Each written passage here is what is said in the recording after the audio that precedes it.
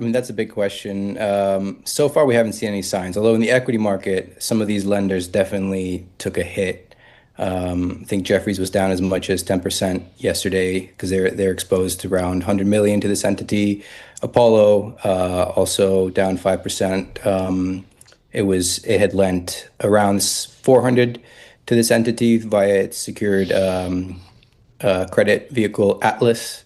So yeah, there's already signs of jitters in the equity market, but not seeing Right. this spreading to credit yet. I've done my amateur work on their chief executive officer. Some reports he slipped to Dubai. Paresh Raja, I hope I'm pronouncing that correctly. Who is Paresh Raja?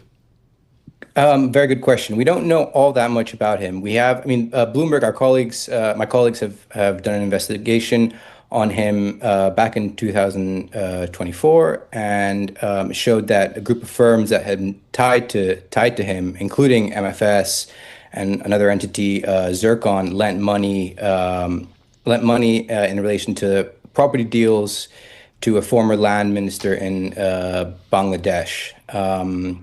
So yeah, the story kind of starts back there, but we don't know other than the fact that he is the sole owner and officer in this sprawling empire of MFS, and then this investigation back in 2024.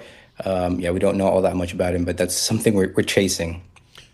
Talk to us about Market Financial Solutions. Who are these people, and what part of the credit market do they play in?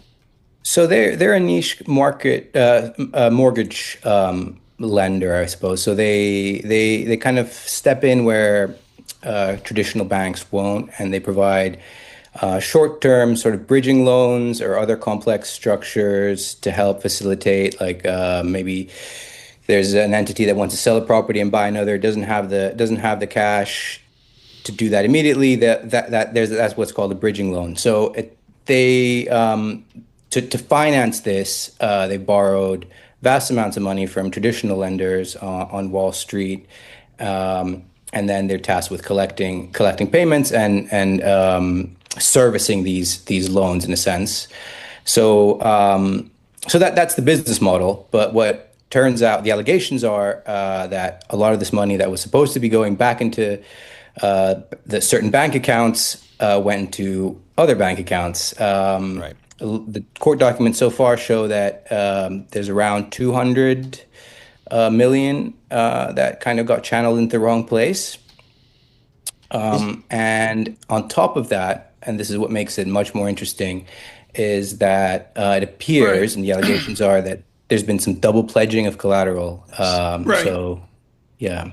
Konstantin Kokoros with us. We're going to continue with him with his public service to his Greece, working with us at Bloomberg News. And I said earlier, it was a joke, folks. He's not distressed debt and cockroach reporter. That was kidding as well. Konstantin, how do you respond to James Dimon upset about the cockroaches? Mathematically, or as a former Greek finance horse, how do you respond to that? I don't know if I'm in a position to respond to Jamie Dimon, but he does make a good point that, look, I think the examples are adding up, right? First Brands, Tricolor, now this, right? So I feel that we're in the point in the cycle where fraud is surfacing to the top, and people kind of pushed into corners of finance to get that extra return, and it's probably, in hindsight, looks like a bad idea for some. And Paul, you turned to me and said, "What about Jeffries? What Exactly. First Brands, Tricolor, and now this next thing." Exactly. So, Yeah. Konstantin, I guess that kind of goes to the question of, do we put this in this, it's just a one-off idiosyncratic thing, or is there something more broader here that people are concerned about? I think definitely. I think it's only how many examples you need for it not to be considered a trend. That's my view. So, of course, they'll tell you that each instance is idiosyncratic and comes with its own parameters. But at the end of the day, these are the evidence is just there that Is the tilt here towards what I'm going to call executive fiction, delusion, fraud? Or is the tilt here to normative leverage market forces where, oops, something goes wrong because of leverage? it's where those two things intersect. It's when leverage is when you use leverage and then you end up in a fraudulent situation, Right. and then it's just the losses are just Okay, compounded. we got to go. And Yeah, Cutsy, we got to go here, and you got to get back to work. I mean, you haven't Yeah. done. You've completely slacked off here this morning. What I want to know is what's your biggest mystery as you publish to Monday morning? Okay, so questions that I want to find out: where is Raja, and more about who he is, because yeah, the allegations in court were that he's skipped town.